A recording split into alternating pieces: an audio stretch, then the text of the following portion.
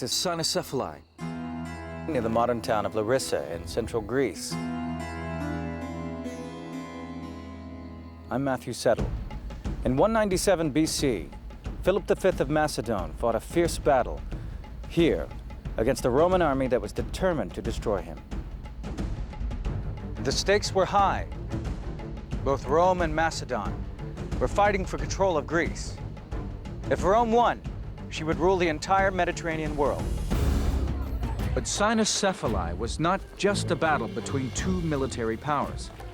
It was a battle between two ways of fighting, between the old way of the Greeks and the new way of Rome.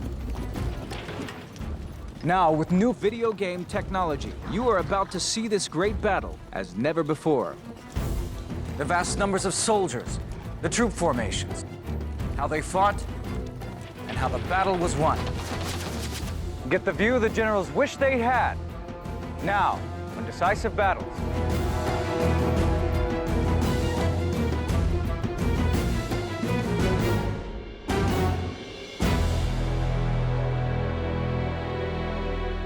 Macedon in northern Greece was the homeland of Alexander the Great. Philip V wanted to follow in the footsteps of his famous ancestor and make Macedon a great power once again. He became king in 221 BC at the age of 17, and for the next 40 years he set about expanding his kingdom.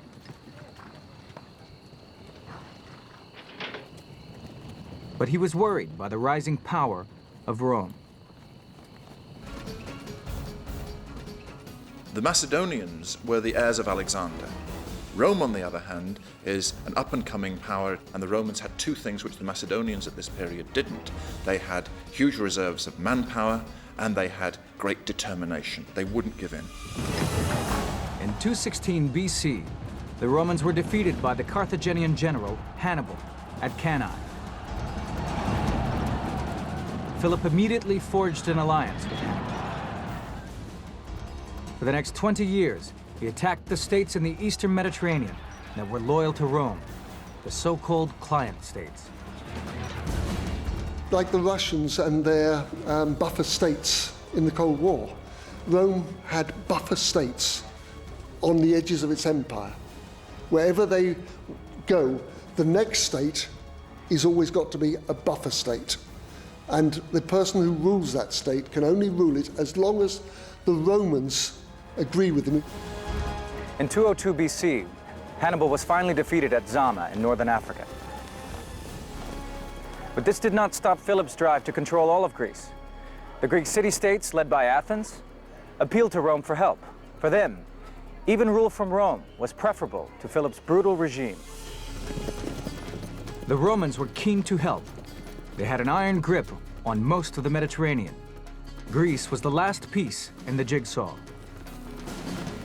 But the war against Hannibal had exhausted Rome. Although she sent an army against Philip in 200 BC, she didn't have the stomach to fight. It was not until 3 years later, in 197 BC, that a campaign was organized in earnest. The job fell to Titus Flamininus, a consul, one of two men elected each year to govern Rome. In time of war, consuls also served as supreme military commanders. He was only 30, which is young for a consul, but he had served with distinction in the war against Hannibal. He and his armies left for Greece. Philip and Flamininus were pretty evenly matched. Each commanded armies of roughly 25,000 men. The Roman commander, Flamininus, he was a politician, but the army he was using was a veteran of the war against Hannibal. The whole of this army was formed up from people who had spent their whole life in arms. Flamininus had around 20,000 infantry, organized as legions, 2,000 slingers, 2,500 cavalry, and 20 elephants.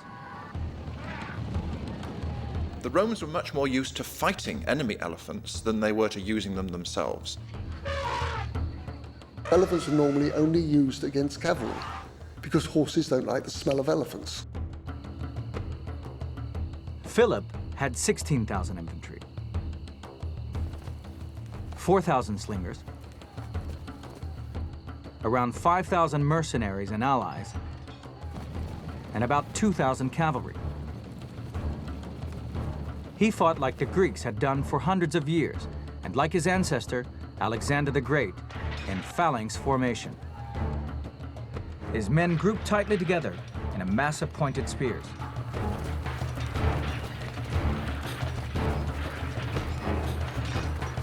Macedonian phalanx was becoming increasingly heavy, so it gave a much greater offensive power than the classical phalanx. For each Roman soldier, there would be almost 10 pikes in his face. Both armies shadowed each other, searching for a suitable battlefield, waiting for the right moment to attack. By June 197 BC, they were here, camped on opposite sides of a series of ridges with hillocks called Cynoscephalae. Cynoscephalae was not intended as a battlefield. It was a range of hills, the name means dog's heads, hills, which were in between the marching Roman and Macedonian armies. Philip placed light troops on the top of the ridge, but he had no idea where the Roman troops were deployed. A dense morning mist had settled between the ridges and was taking time to disperse. Visibility was poor. The Macedonians really didn't know the Romans were coming up the hill because of the early morning fog. The Romans really didn't know whether they would find any Macedonians, or if they did find some, whether they would be assembled in full battle array. Flamininus sent out a small force of scouts and cavalry to explore the higher ground.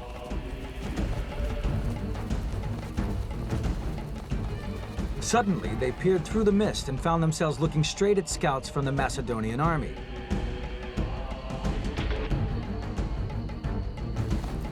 A fight began for the high ground. The commanders on both sides called for reinforcements. The men who've contacted the enemy at the front are saying, please come and send us support. We can win here.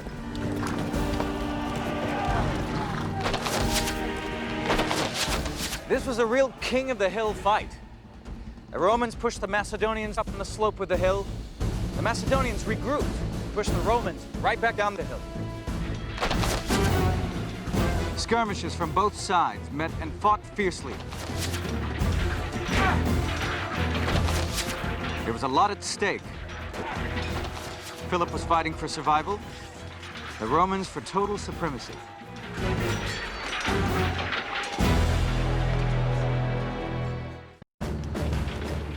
(197 BC). Rome is battling to stop Philip of Macedon from seizing control of Greece.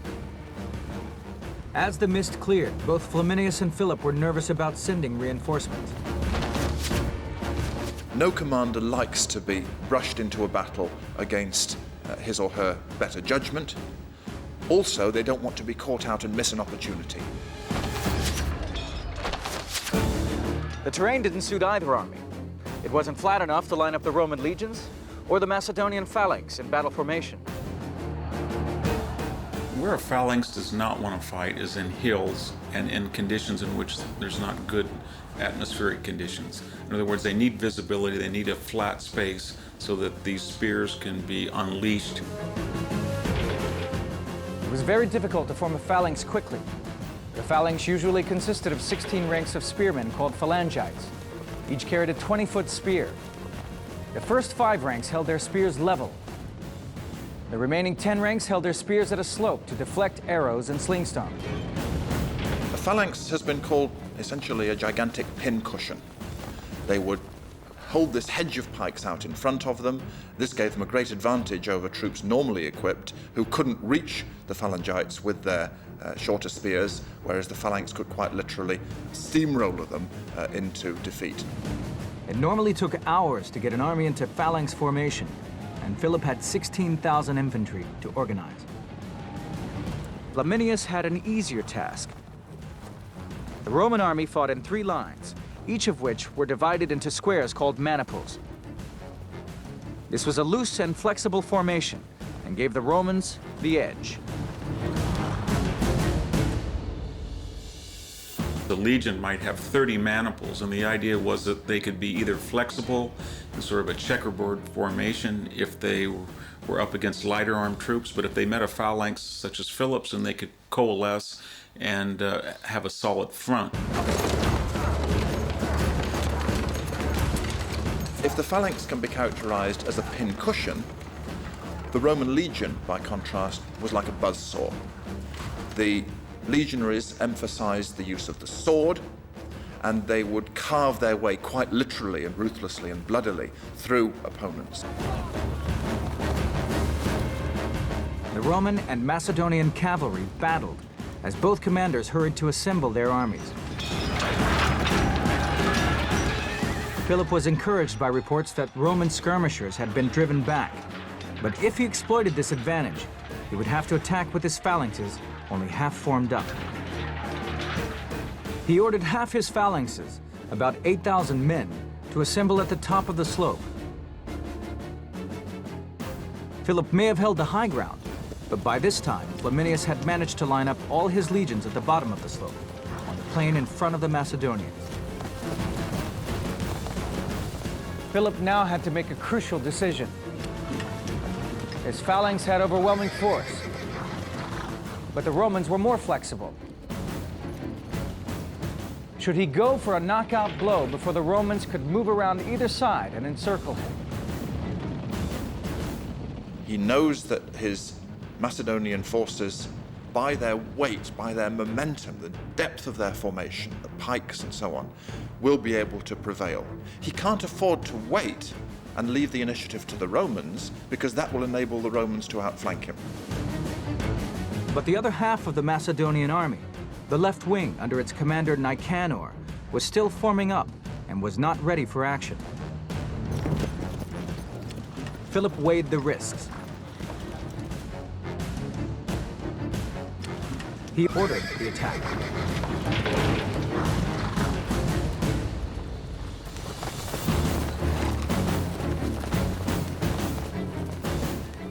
As the phalanx rolled forward, every Roman threw his spear, the pilum, into the closely packed troops. The Macedonians crashed into the Roman left wing and drove them down the slope. The poor Romans on the left wing had to confront these pikes that were heading down at a great speed toward them. So anybody who was in that particular path of that onrushing sea of spears would be annihilated. But instead of going to the aid of the legionaries, Flamininus decided to hit the enemy where it would hurt most. Flamininus is relying on the endurance of the Roman legions. So even though they're being pushed back, they are not breaking.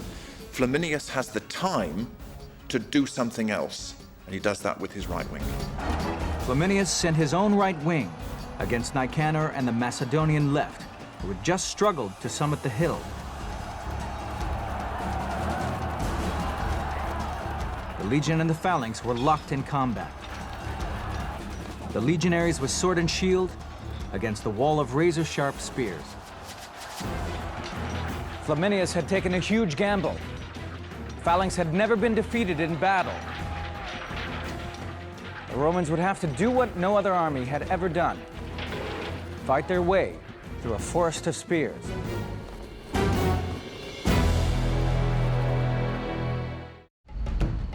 (197 BC). Rome is battling to stop Philip of Macedon from seizing control of Greece. The Roman commander Flamininus has thrown his legions against the phalanx. The front ranks are trying to cut a path through the spears. The method you have to deal with is get inside the spears. Once you pass the front spear, he can't touch you. He's dead meat. And once you pass the second spear, he's out of the battle. And if you can get past the fifth spear, the battle is over, because there is nothing they can do. The men in the phalanx fought in tight formation, no more than 3 feet apart. The Romans fought 5 feet apart. Unlike the soldiers in the phalanx, they could move around to cover gaps in formation. The Romans were fairly short people. The sword they adopted was a sword which entirely suited the style of fighting of a smaller man against a bigger man. The gladius hispaniensis, Spanish sword, primarily used for thrusting into the opponent's torso, or because of its double-edged and weight, hacking. The Greek historian Polybius tells how Philip tried to bring his badly wounded comrades back to his camp. And he looks at them and he won't do it. Because he says there are arms severed at the shoulders, heads nearly cut off, ghastly wounds in the stomach, and he can't bring them back into camp. And that is the effect that the Roman gladius hispaniensis had. Flamininus concentrated his attack on the Macedonian left wing, which had never managed to form up properly. But the battle was finally balanced. In a last-ditch attempt to break the deadlock, he ordered his 20 elephants to attack. Elephants, they have a bad rap in antiquity as sort of unpredictable assets that can turn on your own men. But they served the Romans very well in frightening and breaking up Macedonian phalangites. The Macedonian left was forced back, but over on the right wing, they continued to dominate the Romans. The victorious Macedonians on their right push forward. The defeated Macedonians on their left are pushed back. A gap opens. It's then up to the Romans to see whether they can exploit that. But the crucial difference between the legion and the phalanx can be summed up in one word: initiative. Once the phalanx was sent into action, it was impossible to change the battle plan.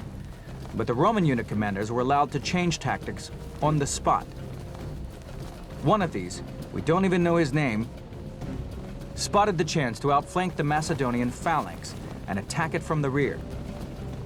He took 20 maniples, about 2,000 men, and led them round behind Philip's line. The Romans are able to do so, not because their general is at the key point, but because of the initiative that they have within their system of command. This phalanx, with its 5 ranks of leveled spears, was designed for frontal assault. It was an all-or-nothing tactic.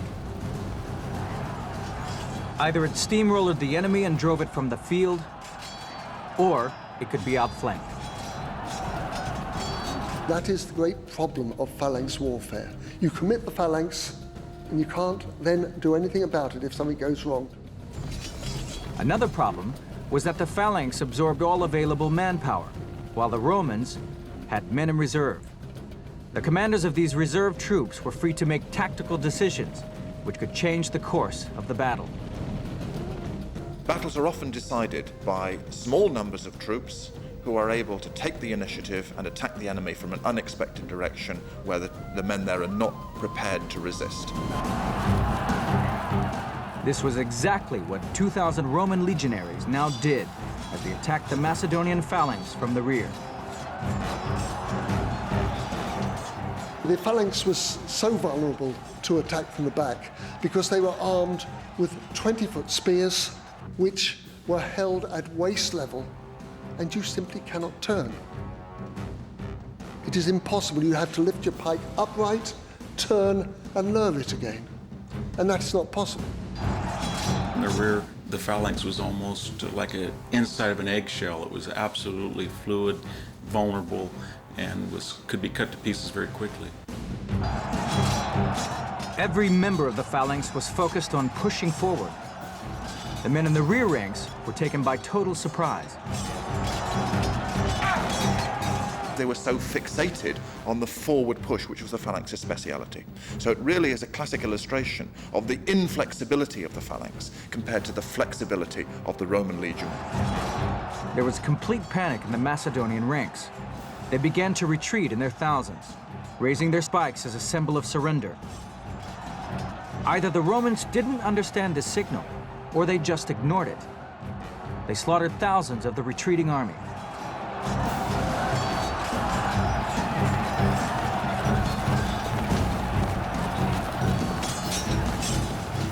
The Macedonians, of course, in utter shock at this betrayal of the rules of war, are dumbstruck, and many of them are cut down, and then, of course, they flee in panic. 8,000 Macedonian troops were killed, and 5,000 taken prisoner. Flamininus lost only 700 men. And so Philip's power in Greece was broken. Rome's peace terms were harsh. He paid a ransom of 10,000 talents, the equivalent of $200 million today. 5,000 was paid up front, and he had 10 years to pay the balance. He was forced to surrender his fleet and hand over hostages, including his youngest son, Demetrius, who was held in Rome. One factor in the Roman success is that the Romans were playing for higher stakes. The Greek kingdoms, Greek armies, when they lost, they were used to the rules of war, that they would surrender, they would be treated well. For the Romans, it's all or nothing. The Romans hailed Flamininus as the liberator of Greece, but the Greeks had merely exchanged one conqueror for another. What was important about this was not just that Rome won, but it was able to establish a permanent presence in Greece. Cynoscephalae 197 BC is a key date because it's the date that Rome becomes number one. In just 20 years, Rome's armies had gone from total defeat at the hands of Hannibal to total domination. For centuries, Greece had been at the center of Western civilization. After Cynoscephalae, the torch was passed across the sea to Italy. Now Rome and its legions had a stranglehold on the entire Mediterranean world.